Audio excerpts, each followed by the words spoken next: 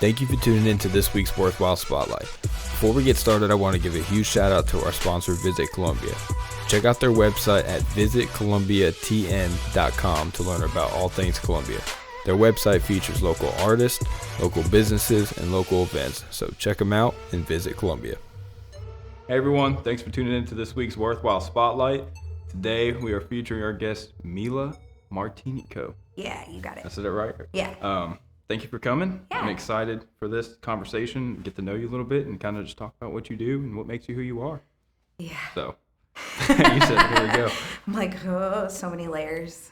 So, But- I mean, what do? You got Mama Mila's. I Yes, know everyone I kind of knows am- you from that. Like the face, the woman, I guess, behind Mama Mila's. The mother. Yes. I know. Oh, gosh. It's like, I thought it was really cute because I thought like Mamma Mia, like Mama Mila, but like I didn't realize like how, like what was behind that. So like a lot of like really old men call me Mama, but they're always like Mama, and I'm like, like I'm not your mom though. You're like, that's Like, me, but that's yeah, not for you. But I like, you know, it totally fits because I feel like when you come in the restaurant, like I'm like, that's always been my thing. I've always had a very like motherly, like nurturing spirit, and you know, and I just feed you and like love on you And take care of you, yeah. and take care of you, yeah. So describe exactly so everyone that doesn't know that's authentic Italian food, correct? Oh yeah, for sure. Yeah. So like, it's kind of funny, but I grew up like in my family's restaurant, and I really kind of feel like I took that for granted because, you know, I always just grew up in it. And when we moved here from California, and like my husband and I like packed up our vintage Airstream and just whatever fit, and our 3 kids, and came here and like lived on a farm to like start a new life and escape. And we just like really wanted somewhere where our kids could just really thrive. And then I realized like there's no like Italian people here. There's like not an Italian culture, like, and I was really homesick. And so my husband started his business, and then we moved to Columbia. Well, we kind of like lived in the hood, you know, we lived like off of East Ninth, and we had this like sweet little rental, but I noticed that like I have a classic car, we have an Airstream, so I thought like, okay, like the Italian like mafia thing to do is to just feed everybody so they watch your stuff. So that's what I started doing. Oh, wow. And I just started feeding our neighbors, and then I started selling out of the Airstream. And, you know, I was a waitress at Marcy Joe's, and I just started telling my customers, like, hey, like, I'm going to start, you know, selling out of the Airstream in the tall grass parking lot. And it just, like, went from there. Because it went from the Airstream to on top of Blue 32 Yeah. and then 31. 32. Why am I forgetting? Yeah. And then now you have your own spot. Yeah. So that's wild. I had no idea. Yeah. That's Well, how and it it's unfolded. crazy because, like, so my nonna passed away, and when she passed away, it hit me, like, so hard because I didn't have, like, 2 parents. I had, like, 4 parents. And really, we lived next door. Like, it was like a compound, you know, and I spent all my time at the restaurant. And so my grandparents were like my parents, you know? Yeah. And so when she passed away, I just like had this like weird feeling inside, and I had dreams and like visions of keeping her legacy alive, because she had like, I don't even know how many people at her funeral. Really? And I was like looking through the comments of these people who were like, you know, I would go in and like Maria would give me like life lessons, and you know, and like she just touched so many people, and I was like, wow, like I got to keep that going. Yeah. You know, I feel like you do. I Every hope so. time I'm I've like, been in I the hope I'm restaurant, living I feel up like to you it. do. Yeah. Yeah. So what made y'all choose of Columbia? Like, did you guys look did you know anyone here beforehand? Matt was like traveling to Nashville all the time to work because he's a handyman. And, well, not anymore. He actually shut down his business like 2 months ago, I think, to come work at the restaurant. Oh, nice. Yeah. Nice. It was actually kind of cool because I was looking at him and he was so burnt out. Really? And I was laying in bed one night and I just was like praying and I was like, Lord, like help me. Like, how do I like help my husband, you know? And I looked up and at the beginning of the year we made vision board. Nice. And Those right are powerful. Dude, like amazing. And right under his little list, it said that he wanted to learn how to cook more. And so then the next day, the prep cook came to me and said, hey, like, you know, I got the job of my dreams. And so I went to Matt and I was like, hey, like, you want to be the prep cook? And he was like, yes. And it's been amazing. Did y'all do the vision boards at home, like by yourselves? Or did you go to a workshop or something like that? No, we did it at home by Nice. ourselves. I kept having a dream to like have a vision board. And then somebody recommended a book to me and I used an audiobook credit and it talked about like how it's actually a pastor and she said for her staff she has them write out 100 dreams and it could be something like small and insignificant to something like amazing, you know? Yeah.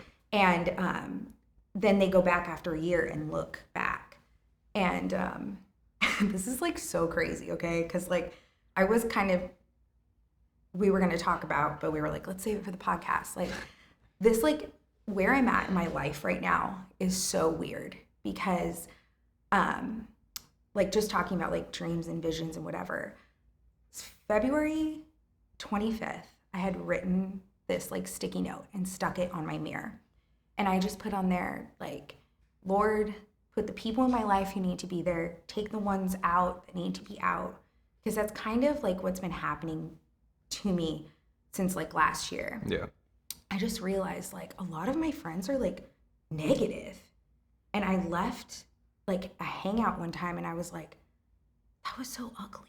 You're like, what just happened? Like, what just happened? Like, they were gossiping and like creating an atmosphere of like trash. Yeah. And I just was like, that's not me. Yeah, like God's given me a vision. It sticks to you. It sticks to you whether you realize it or not. Like so true. If you weren't aware of that when you left that gathering, it would have still been attached to you. Totally. Like, yeah, continue though. So, yeah. No, it's like, it's true. And so like from that moment I was driving home and I was like, okay, if these people aren't supposed to be in my life, like take them out. So I just wanted to like continue that. And I like put, my sticky note says like,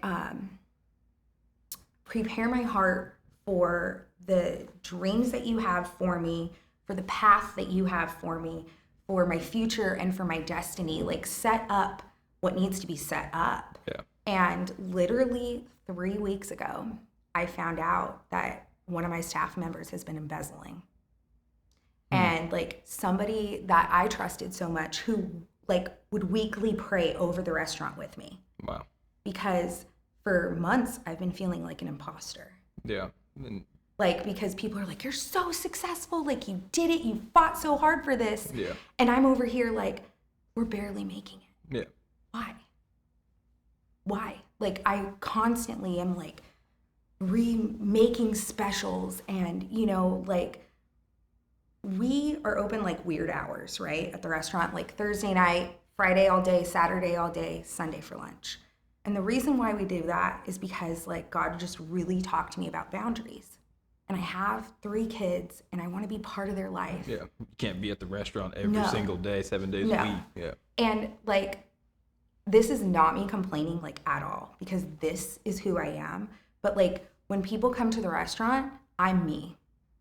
I do not put on a fake front for nobody. Yeah. Like I'm just me. And so I love on people. Like it is like, oh, it brings me such joy to see people like eat my food and like their eyes just like light up. Taste buds are like boom. They're like, what is this? You know? And like I take such pride in that. Like I take such pride in having good ingredients. And like people tell me, they're like, okay, I need a nap after this, but you don't feel like crap. Yeah. Because you didn't eat any processed food. Yeah. You know? Like, I feel like it's probably fulfilling not only in like your restaurant and like you're owning this place and creating this food for people, but even like you said, like your grandma, like that fulfillment, because like that's probably what she felt. Yeah. So, and I just want to create that like atmosphere. You know what I mean? Because like especially lately, the past few years, there's just been so much like division and ugliness. And like, whether it's on social media or even like in real life, people are so ugly to each other. And like, the thing about the Italian table is like, it doesn't matter who you are at the Italian table. You know what I mean? You're here, you're like family. You're here, you're whatever. Like, I don't care if you're famous. Like, you're gonna be treated exactly like everybody else. Yeah. You know? And so, you know, I don't know. So anyways, like in all of that, I guess what I was trying to say is that like, I put a lot of myself out there, and not just in the food, but just in me. And I love to connect with my customers. Like, I'm horrible with names, but I'm real good with faces. Are you good with like the face and like, you know what they get when you see their face? You're like, oh, same thing? Yeah. And I mean, you know that like being a waiter, and a bartender and everything, like. Someone can be like, you know this person? I'm like, if I seen their face. Yeah. Oh, no. And they'll be like, oh, you drank this and eat this. Yeah, you're right. Go ahead and put it in for you. No. You're like, no problem. Crispy bacon. All right. Yeah. That's, so, you know, like, so when I go home, Sunday nights, Mondays are like the days that I take to, like, I talk to my therapist Monday mornings. It's you time. Yeah. Yeah. And, you know, and my husband now and the kids. Like, so those 3 days that we have off, that's my family time. Like, that's the time that, you know, we get to connect and be together. And that's important because, like, that'll overflow into your work life. Because, like, if you're happy outside of work, then you're going to be happy in work and vice versa. So, I mean, it's a flow. So when did you get into, like, the intuitiveness of yourself? I feel like you know yourself pretty well. I mean, how did that unfold? It's like so weird because we're gonna get in some deep stuff. All right, let's get it. When I was like, change my seating. I know, right? I'm like, sorry. No. When I was like 6 years old, I was put on a diet, and I basically, and now like as an adult, I realized that, you know, my mother, my nonna, like, they did what they thought was best for me. And they thought that they were going to save me like from a life of whatever, you know. But the reality is that from that like small age, I felt like I wasn't good enough. That I didn't look right, and that, you know, that there was something wrong with me. And it's like crazy because like that's how like the whole like girl mafia movement started. Was like I opened up the restaurant, and then it just like pissed off some people in the community. And it's so crazy because it's like I have fought this faceless whatever this is in this community. It's like nobody ever like really came up to me to talk. But it was like an energy. Or like it was. And like everybody's like, oh, it's the good old boys of Columbia. And I'm like, well, you know what? Like there is a way to have growth in a way that honors Columbia, but also brings like new. Yeah. Like I'm here to bring my culture. I'm here to feed you and love on you. And I'm so flippin' grateful to be here because like I lived in a very scary part of California growing up. And like when we left, like I always joke with my grandpa, like he's like, I left Italy to escape Hitler. And I was like, yeah, well, I kind of feel like I escaped Hitler too. So, you know, like, God. But they all still live there? Most of my family lives in California. The cool thing is that some of my family that has a deli there actually sold their deli to my other uncle, and they're moving here and hopefully opening up a deli here. Nice. So I'm so excited. Nice. We're gonna be eating some good like prosciutto and nice. Yeah. I'm gonna have to go in there. Yeah, because like it's gonna be so good. But they're like, you know, like essentially like doing the same thing that I did. But what was I saying? You're actually on a pretty deep path. Oh yeah. So like when I moved here, I realized this is the perfect opportunity for me to be who I was supposed to be this whole time. Like not living up to anyone's expectations or thoughts or standards. You know, because my real name is Maria Lisa, and my mom's name is Mona Lisa. So it's my nonna's name, Maria, and then half of my mom's, Lisa. But it means bitter woman. And I'm like, when I went to name my children, like, I prayed for months about what to name these kids, you know? What did you come up with? What were the names? Wait, what did I grow up with? No, what were your kids' names? Oh, my daughter, I have one daughter, she's Gia Emma Martinico. Or Gia Emma Magnolia Martinico. Sorry, they're all a gemstone and a flower. Oh, nice. And Matt and I were like totally fighting about what we should name her. And I wanted to name her Gemma because I love that name since I was a kid. And that's a nice name. Isn't I like it beautiful? Yeah. And Matt was like, no. So it's weird. I kept seeing 555 everywhere. Like I have a 55 Chevy. I kept finding nickels everywhere. I kept waking up at 5:55. And then it started happening to Matt too. And I looked at him, I said, let's see what 5 means. And it means grace. And so grace in Italian is Gia. And so then that happened and we had Gia. And then 6 weeks later, I went to that like follow-up appointment and surprise, I was pregnant. And, and so I always joke that Gemma was our best surprise. And she's Gemma Rose. And then... it's a beautiful name. Isn't that beautiful? It is. And then this is going to get like depressing. But then I got pregnant with our daughter, Giada. And I had a dream that I was holding, and I was pregnant at this time. And I was holding her, and she was wrapped in a white blanket. And I was in our backyard in California, and I looked down, and when I looked up, like the sun had come up, and it was like shining, and it hit, I was surrounded by flowers, and it like hit the dewdrops on the flowers, and then all this golden light came around me. And I realized that the night before I had prayed, like, Lord, show me which middle name I should pick for her. And when you put them together, it meant the light shining off of the flowers. So her name is Giada Lucetta Fiorenza Martinico. And when I went to give birth, my uterus like literally exploded. Like it was like crazy.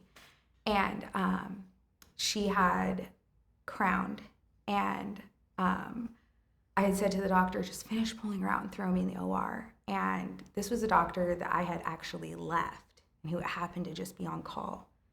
And basically she just dead ass looked me in the eyes and said, I told you that I don't make money that way. Because we had fought because she had wanted me to have another cesarean and I wanted to try to have natural. And anyways, it ended up that she pulled my daughter back up the birth canal and she broke her neck and she died. And so, like, and I know it's like so depressing, but like at that moment, when I came out of the OR, and I mean, I almost died. Like I had 7 blood transfusions, like It was horrific. And I remember like being in the hospital and I just looked at my husband and I said, if we don't believe in God now, there is never a time to believe than now. And I was just like, if we do not like focus and be close right now, like we're not going to be married. And so that like changed my relationship with God. That moment. The entire. Yes. Because I was like, what do you do? Like I've never felt so broken. Yeah. And just feeling like you don't have a voice, you know, because you feel so helpless in that moment. Like, you know, and the doctor kept referring to my daughter as a fetus.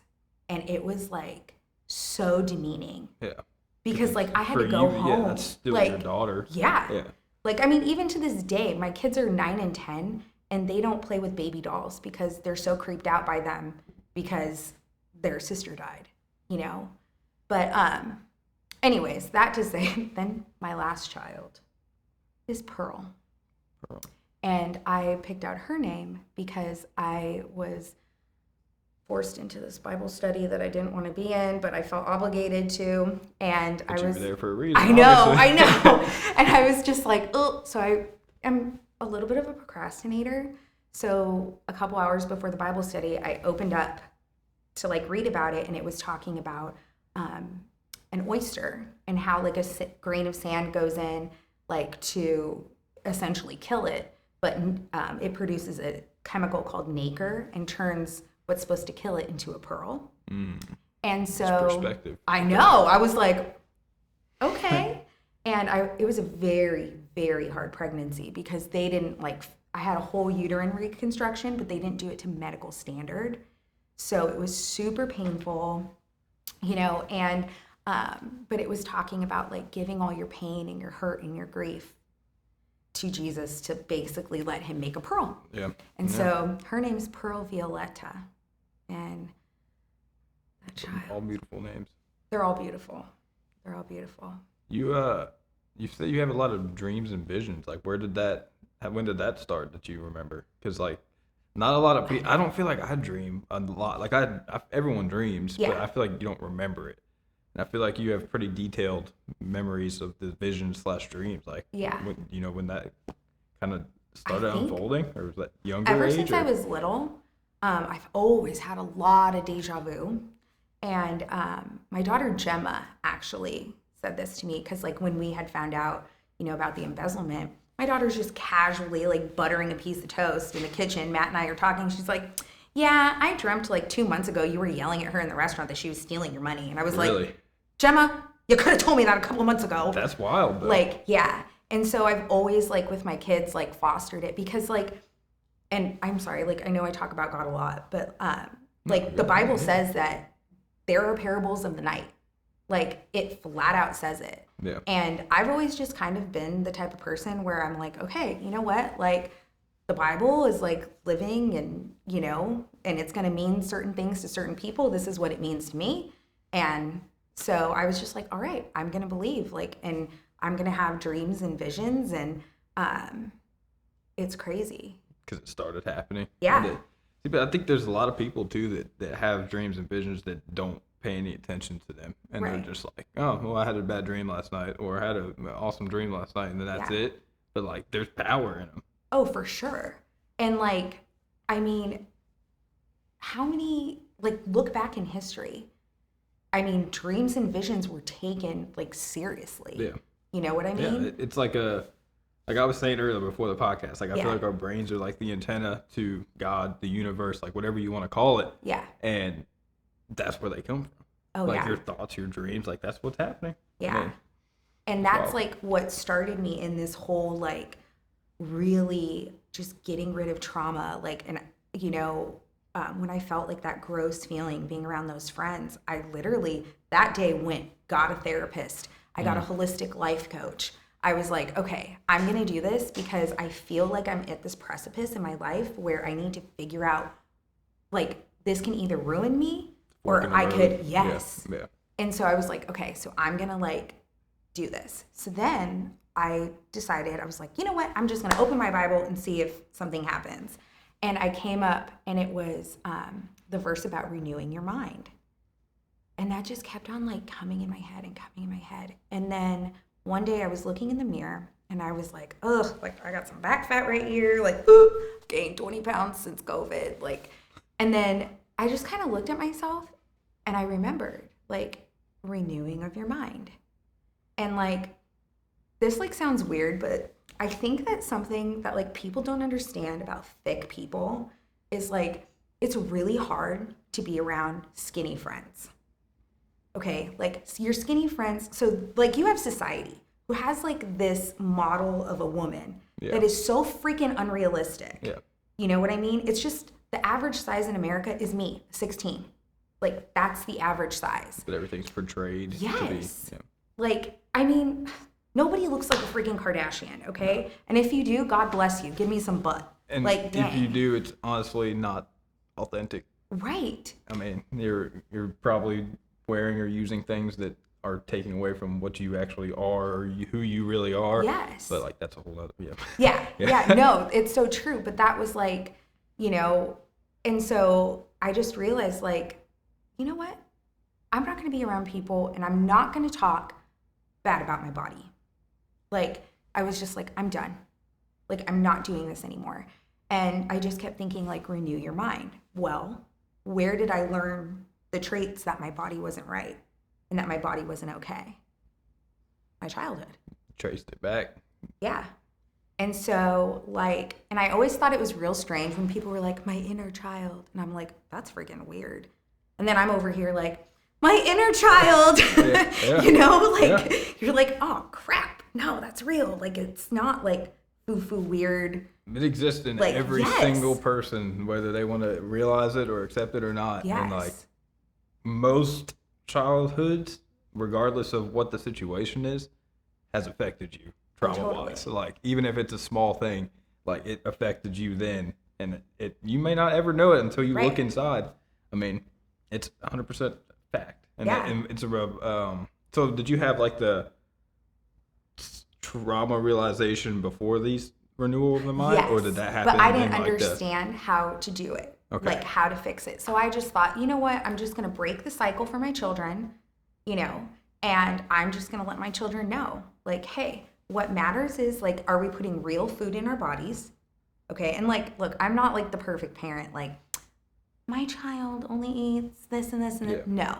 Okay. Like, obviously, like there's a time and a place. Like, my restaurant is a perfect example. You can eat clean and not processed. But if you're going to be bad, you want to be bad. You know what I mean? Yeah, Like, yeah. if you're going to eat carbs, like, come eat it smothered in crack sauce. Yeah, yeah. Like, you know. If you're gonna do it, do it. Yeah, like, if you're going to do it, do it right. Yeah. But like, just talking to my kids about, like, honoring their body and talking to them about, like, intuitive eating and being like, you know, my kids, like, people probably think we're psycho, but like, they'll stop and they'll put their hand on their heart and be like, I'm full, you know, and be like, okay, like, or I'll ask them, like, hey, what does your body want? You know, the other day, my daughter had a can of beans and was like eating like Just a straight- can of straight beans. What kind of beans? That's Black important. beans. Okay. Yeah. That's fine. And I was like, what are you doing, Jem? And she's like, I asked my body what it wanted and I really want some beans. I was like, okay. Like, you do you, just don't sleep in my bed. You know? But so I thought that was like breaking the cycle and that was fine. But the reality is that I was trying to give my kids a different life than me as a broken person. And that's not right. So you had to fix yourself before you can Yeah. yeah. And I've noticed that ever since I decided, like, what are my thoughts? Like, what am I thinking? Yeah. You know, like, when I get up in the morning, I have this playlist that I found on Spotify, and it's called I'm Thriving. Nice. And like, I played at the restaurant, and, you know, at first my employees were like, Mila, you're crazy. It's like one of the songs, like, I got money in the bank, what you think, what you thought, You're probably, you know? And I'm like, yeah, and I'm like, here I go. Like, and I'm always like looking at them like, yeah, you got it, go. But it's crazy now, like, everybody's like, yeah, like, you know, and we're going and we're thriving. And guess what? Now I got money in the bank, but, you know, there it is, Yeah. you know? And I don't know, I just think it's like really interesting because, you know, I also grew up in the church, right? And so when I moved here, I really realized how many people had been hurt by the church. Like, and why are they hurt by the church? Because the church has unrealistic expectations. Yeah. And just like me, you're always trying to change yourself to fit into a mold. That's powerful. You know what I mean? Yeah. When what's the reality of it? The reality of it is that the Bible says that Jesus came to take it away. Exactly. So that leaves you to be authentically you. Yes. You shouldn't have to change to be X, Y, or Z. Right. You need to be and fully embrace yourself, which in turn is embracing Right. God. And if you're always focused on changing what God put in you, like, You'll never be fulfilled. right. And you'll never be able to live your calling if you're constantly trying to chase an unrealistic expectation. Yeah. So that's just kind of been like my thing, you know? And being here and serving the community and really like You can see it. looking, oh my God. You're like, okay. That's So in like using dreams and visions, I've been like, there's so many times I'll be at the restaurant, I'm about to serve food to people, and I look at somebody and I'm like, I need to tell that lady something. And then I'll just be like, Holy Spirit, tell me what I need to say. And I'll go over there and I'll be like, you know what? You look real good today.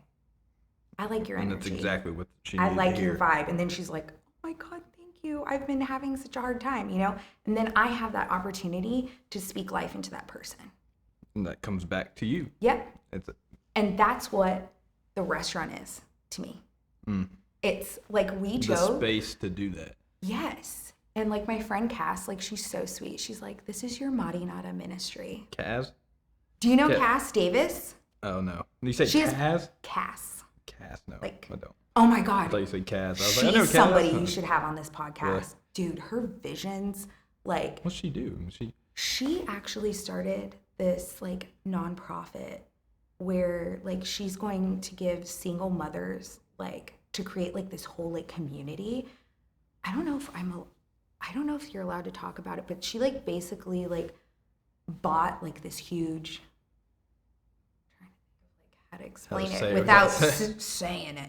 She's just, I don't know. She's one of those people that I've like been able to talk to and be like, please don't think I'm a psychopath, because like there's like such a spirit of like religion that wants to take anybody who says, do you think God's word could possibly mean this? And be like, oh, you're a witch. Yeah. You're demonic. You're blah, blah, blah. But I'm like, no, like Jesus literally says this. Yeah.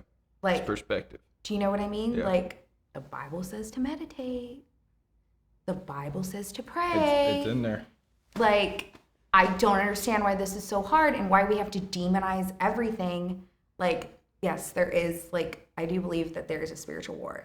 Yes. Oh, I've lived it. I live it. It's happening every single day. Every single day. But, day. like, also, what you focus on, you attract. So if you're constantly like, oh my God, that's demonic, like, guess what you're going to see? It's going to be demonic because that's what you think. Yeah. Exactly. Yeah. So instead, I'm like, I would rather like have dreams and visions and be like, okay, like God, I want to do this. Like my little like YouTube channel.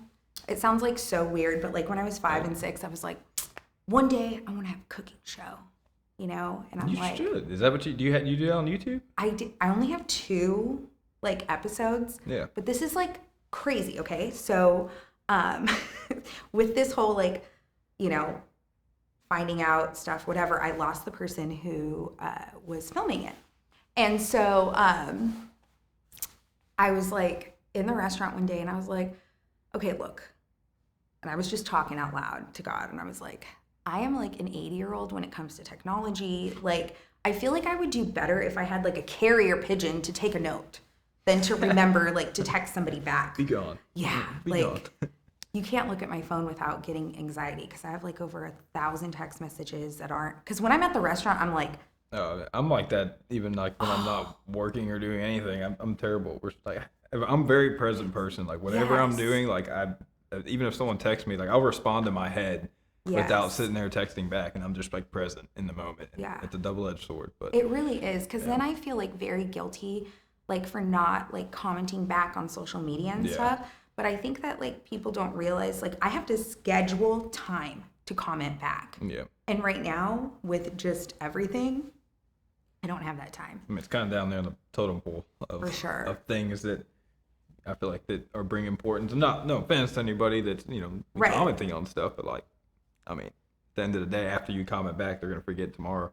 When I'm like, when I see you, I want to be like so like present for you. Exactly. Like I really do, honestly. Like my customers will say, "Oh, you don't remember me." I'm like, "No, I do though." Like, how's your daughter? Yeah. Like I want to be invested in you because I feel like and I really do feel that there's like lately been businesses that are opening and people who are drawn to Columbia for a purpose. And I think that purpose is to create a place and create a culture and a society that cares about what they put in their body, cares about what they're wearing, what they're eating, what they're drinking, and like that people can come here and have an experience and then take that to their town. Like, can you imagine? I agree with that.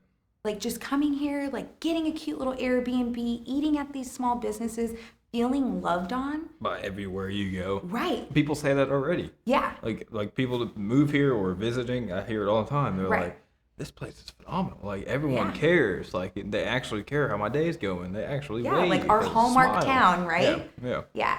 So Dimple of the universe. Yeah, it Powerful. is. It's a I do powerful believe phrase. that. I totally believe that. So, but, and I think that it's kind of weird because it's like obviously there's a lot of people, and I mean, you can see it on social media, like in these like groups, like Californians, go back to where you came from. I'm like, look, all right, we're all just escaping. Like, we crave this. Yeah. We crave community because I mean, and we're stripped of there's it. so many people here, like before that wave happened, that are Yeah. from California. I know. It's I like, know, right? like it wasn't a big deal beforehand. Well, it's like, the thing is that it doesn't matter. We are going to grow. yeah. Okay? Like, look at Spring Hill, look at Franklin, whatever. What can we do with that? We can look at those places and be like, you know what? They didn't really do so great on the infrastructure. We're already set up. Fix that. Yeah. Yeah. We can do that differently. Like, I think that instead of complaining, we should be looking at the mistakes made. And if somebody is from Franklin and Spring Hill, like, I love you. I don't mean it like in a bad way. Yeah. I just mean like, I mean, what's a way that we can still have this like hallmark town still be what makes Columbia beautiful and still have the growth. Have and growth. The people and yeah. yes. I think you have to have a diverse. I mean, like people from California are bringing a different trait or a different lifestyle, whatever Right. it is. But like that, it's a melting pot. Yeah. Like we are a melting pot of all different cultures and people, and I think Yeah. it's unique. Like you were saying, it's an Yeah. experience. I mean, so many people were like, "Man, this place is awesome. Yeah. I've never heard of this place." And people will go to Nashville to move, and they're like, "Oh, I don't want to be in the city." You go Right. south, and like it's just busier. There's just like a little gym here. Yeah. I love this town. Like we live like so close to the restaurant, I'll walk to the restaurant and I'll just be like, bless this town. Where am I? Like, Yeah. let it grow. Like, let the right people come into the restaurant today. Like, and I'm not gonna lie, I'm like, dear Jesus, please don't let any Karens come in. I have PMS and I cannot deal with it today. Like, I am just like, but it's amazing. It's amazing to see people like come from out of state to come eat at the restaurant. Not really. Dude, so humbling. What's the wildest story that you've heard from like someone that found it or through social I media have or word of mouth? somebody who comes to the restaurant every like month or two. They drive from Memphis. They get an Airbnb. They come that night, usually like Friday night. They eat. Then they come in the morning, and I'll make them like half trays of like pasta, lasagna, and bread and whatever. And then they take it back home and freeze it for when they want Italian food. Wow. And they like just come, they stay overnight, they go to like their breakfast place, blah, blah, blah. And it's like a little escape for them. Yeah. That's cool. It's like so It's like crazy. a little escape to Italy for them. Yeah, they're like, oh, okay, And I've had people just show up in the restaurant that I grew up waiting on their table, and they're like, we're here, like, It's the family aspect right there. Yeah. One thing about the space thing you were saying, like you were creating a space, like me and this girl Erica did a visionary workshop at the beginning of the year, and like Ooh, okay. it was a vision board workshop, and it was actually right here in the collective, but we had several conversations leading up to it, and like really what it comes down to is creating a space for everything. Like Yeah, I no love matter that. what it is, it's you creating time and space to make it happen. Like this podcast happening right now. Right. Like it's the space and time there's created for it to happen. Like your restaurant, you created the time and space for people to come eat and enjoy this authenticity. Yeah. I wasn't prepared to say that word. And then like it's anywhere you look though, it's like really just comes down to time and space. Like Yeah. And creating like, it. and the thing is, and people ask me this all the time, like even yesterday, somebody came in and was like, I had one bite of your food when you were up there, and I thought they're going to come for this girl and try and get her out of here. And I was like, well, dang.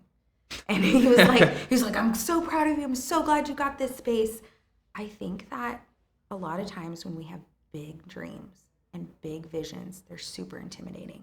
Yeah, especially if Yeah. you're not on that wave yourself, and Right. if you're not dreaming for yourself or having visions for yourself or Yeah. envisioning whatever you want, like then it's just going to be almost not offensive, but what's the word of like it makes insecurities come Yeah. up. Like, Oh, well, for I'm sure. not doing that, or For sure. yeah, it makes you reflect. Yeah, totally. And like, we can all evolve. We're always growing. We're always learning, and that's why like, I want to, like, I tell customers, if they're like, oh, I'm not so happy about this, I'm like, please tell me so that I can fix it. Because I won't know. If you don't know, you can't do anything. I can't fix it. Yeah. And like, I did not have business classes.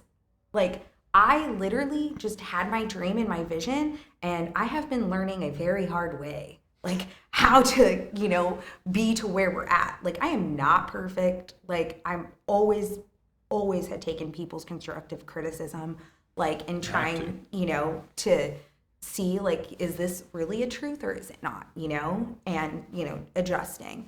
But I think that there are a lot of people in this world who have great ideas, but aren't told that they can make them happen, or don't believe it themselves.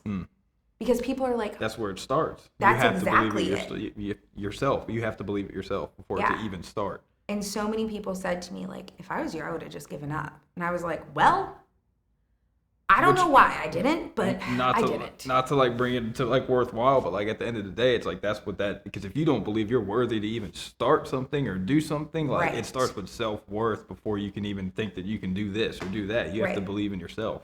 And like that's really at the root of it. It's like, yeah, it's worthwhile, like be you, be the best you, but like it really comes down to like that, like how manifesting yourself, like believing in yourself, and like it takes maybe healing trauma. Or like meditating, like it. There's so many things that go into it, but you live it. It's like it's crazy, and even even my husband, like he went and like healed a bunch of childhood trauma, and he became like a completely different person. Like it was so crazy. Like I love him like so much. Like it's probably really hard having me as a wife. Like, I'm not gonna lie. Like, I feed him and everything, and that's good, and I take care of him, and like, we have great children, like, amazing children. But, I'm me. Like, I'm loud. I'm always like, we're talking through this because I'm not going to bed thinking about this because I ain't gonna sleep and you're gonna snore next to me. That's good. And so, like, and he's like a very type of person that when he speaks, like it's either a dad joke or something very profound, There's no in between. But he's like a thinker and I'm not, And so, but like the thing that I love about him, and like a lot of people don't realize that when we were shut down over there, we charged up every single credit card that we had. Like, I was dying because we didn't have debt. We had just bought a house. Literally the same week that it closed, they shut down my business. And I was like, oh my God, and we put everything. It's a test of faith. Into this restaurant. And and I have the best landlord ever. And I went to her and I was like, look, I know you got people who've got money, but I have heart. And like, I will be here. Like, I will work, we had customers donate their dining room tables to the restaurant. Like, you're eating on someone's grandma's china because they're like, you know what? I'm never going to do anything with this. When I come eat at your place, I'm going to eat off my grandma's china, And that, I think that all those small things and all those small changes are what makes that experience, And so, like, I guess, like, for anybody listening, I would say, like, to truly believe in yourself, like, really just start making small changes. Like, don't feel so intimidated by your dreams and your visions. Like, write it all down, like, create that vision board, like, and just believe. And when something negative comes in your mind, whether it's like, oh, hi, you have the world's flattest ass, like, be like, nope, I'm a juicy peach, baby. Like, you know what I mean? Just start thinking like that's what renewing your mind is. Yeah. Controlling your thoughts, like, and being aware of when the negative thought comes in, catching it and be like, oh, it's a negative thought. And then flipping that mindset. Oh, totally. One thing I like to ask people, and this kind of leads towards the end of it, but you can go back in time, towards any time frame, any age that you want, and give yourself advice. What would it be? And what age? I think that this is so Like, I can think of so many times. But I think if I was going to go back, I would talk to me as a kid. And I would tell myself that, like, because I was extremely bullied for my weight, you know? And I think I would just love to go back to who I was as a kid and just tell myself that I was seen and that I was worthy of love and that I didn't need to change my weight. I didn't need to change my personality. Like, I'm not too loud. I don't talk too much. And, you know, there's nothing wrong with me. Like, you know, You're you. I'm me. And God created me for a purpose. And that hopefully one day I will see other women and let them know that they're totally perfect. From what you've told me, you're doing that already. I'm through trying the so restaurant. hard. You're doing it through the restaurant. I'm like, I'm Yeah. trying so hard. I've like, you know, I'm trying, like, I just want people to know, like, you know, we need to celebrate like our differences. Yeah. We can't all be the same. No, What, we're not what fun created is that way. Yeah, no. You know, and like, I don't know. It's just really like, we could probably talk for hours about it, but like, Definitely. I just like really think that if we step away from the media, from, you know, this culture that's being created that, you know, this is what it's like to look good, to whatever. Yeah. And like, even, you know, this is what a man wants. Yeah. If you have to be with a guy that wants a girl like this, like, he's trash. He doesn't understand. Like, you know, like, find someone who like loves the uniqueness about you. Spirit. Yeah. Could you imagine? Like, and like, It'd be a nice world. like, if everyone Matt lived out of has spirit. always loved me. Like, he has, and my family would joke and be like, Matt's got fat goggles on or whatever, right? And I'd be like, no. Like, Matt has always seen who I am, and he always, my whole life, I mean, we've been together since I was 16. And so we grew up together, and he's always told me, I'm all in. I'm all in. He's seen your soul from Yeah. the beginning. And he's like so cool. So There is a difference though. I mean, there's our human selves and there's your spirit self, and like I feel like that if you can see someone's spirit, and I think that's what the whole thing is. Like, look at what's on the inside, yeah. and what's on the outside. Dude, And, like, Shallow Hal, for real. Did you ever say? watch that movie? Shallow How? Shallow Hal? Oh, Oh, never man. even heard of it. I think it came out like, But when I was, like, I'm in high school. notorious for not seeing movies. you have to watch it. It's Jack Black. And Okay. he's like super shallow and like going after like, you know, poor Jack Black. Like, in society standards, he's probably like a 5-ish on a good day. And then like, he was going after all these women who are like a 20, you know, like supermodels or whatever. And so, is it like Tony Robbins? I think he meets like Tony Robbins. And in this movie, he like basically hypnotizes him that he can only see what's on the inside for a woman. So like, it's Gwyneth Paltrow, and like, he goes and takes her out to eat, and like, she breaks a chair, which is like my biggest like nightmare. Like, she breaks a chair and he's like, how did this even happen? And the man's like, it's a steel chair. He ends up dating this like real thick woman and like falling in love with her, but he sees her, what she is on the inside. So it's Gwyneth Paltrow. Yeah. So I feel like everyone in society should watch that. It's perspective. Yeah. Perspective. Weird. Yeah. We're good? I think that's been awesome. Here's a little Yay! gift if you want to I'm open so that. excited. And Yeah. then if you want to like plug in, let the camera know where you live, or not live, where the restaurant's I at, like live where you down the locate. street. You do live down the street. You do live down the street. And my restaurant's down the street. Both. But I am the face and the woman behind Mama Mila's, which is an authentic Italian restaurant here in Columbia, right down the street at 1200 South Garden Street. And if you really want some good food, come see me. Yeah. And love. Yeah, and and love. love. Like, I'll love on you. Well, thank you But so yeah, much for yeah, of coming and course. sharing. Because I mean, I've learned a lot about you. I feel like you have a wonderful soul, and Thank you, it you're so radiates sweet. from you. No, it's true. I I'm mean, like, it's true. I'm trying. You're Like, "It's I'm just happening. trying. It's happening. But, Well, everyone, thank you for tuning in for this week's WorthWhile Spotlight, and go enjoy some authentic Italian food. Thank you for tuning in to this week's WorthWhile Spotlight. Our goal is to motivate people to become the best version of themselves possible through the power of storytelling. Our stories are written by the things that we experienced growing up, and these experiences, negative and positive, shape who we are and what we stand for. The beautiful thing about your story is that you get to decide how it's told. So as a diamond in the rough of life, hang tight and let your light shine bright.